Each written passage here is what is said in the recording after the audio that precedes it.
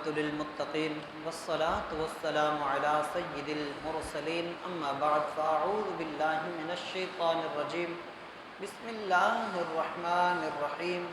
اللہ تعالیٰ کے فضل و کرم سے ہمارا یہ درس قرآن جاری و ساری ہے۔ انشاء اللہ تعالیٰ العزیز آج ہم سورہ البقرہ آیت نمبر 108 سے متعلق سننے کی سعادت حاصل کریں گے۔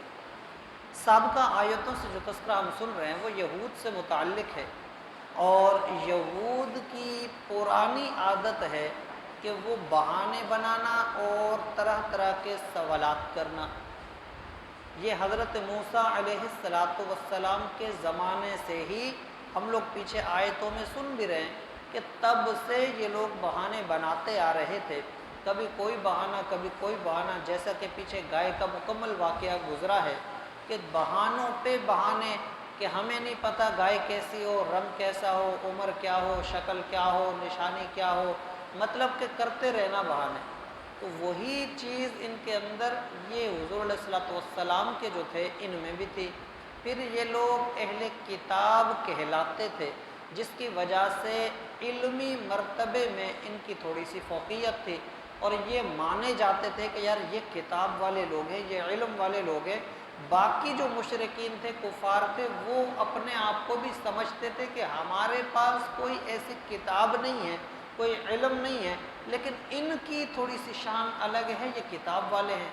اب وہ ان کی عظمت بھی تھی، وہ مانے جاتے تھے، تو اس بات پر بھی ان کو تھا کہ بھئی ہم ویسے ہی مانے جاتے ہیں، تو وہ سوال بھی کرتے تھے کہ بھئی ہم تو ہیں علم والے، اس لیے ہم پوچھتے ہیں۔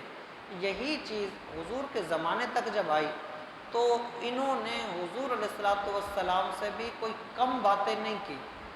تو پہلے بھی جو پیچھے گزرا، ان لوگوں نے ایک اعتراض کیا کہ یہ کس طرح کا اللہ کا پیغام ہے، کس طرح کا اللہ کا جو ہے نا وہ حکم ہے، اور کیسی اللہ کی کتاب ہے کہ پہلے ایک حکم ہوتا ہے، کچھ وقت کے بعد پھر دوسرا حکم آ جاتا ہے۔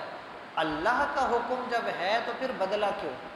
اللہ تو جانتا ہے، تو اللہ نے پہلے ایک حکم کیوں نہیں دیا، اس کو تبدیل کیوں کرنا پڑا؟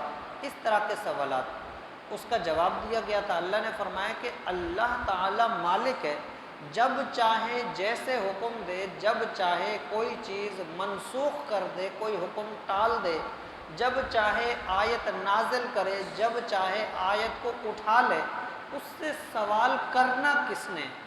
یہ وہ مالک ہے، وہ جب چاہے جیسے چاہے وہ کر سکتا ہے، یہ سوال ہے ہی نہیں۔ تو اس کا جواب یہ دیا گیا۔ اسی طرح سے انہوں نے پھر ایک اور اعتراض کیا مختلف اوقات میں۔ ایک شخص نے کہا کہ میں آپ کو نبی نہیں مانتا کیونکہ آپ وہ غریب، اگر آپ کے پاس کھجور کے اور اناروں کے ہوتے باغ تب ہم مانتے۔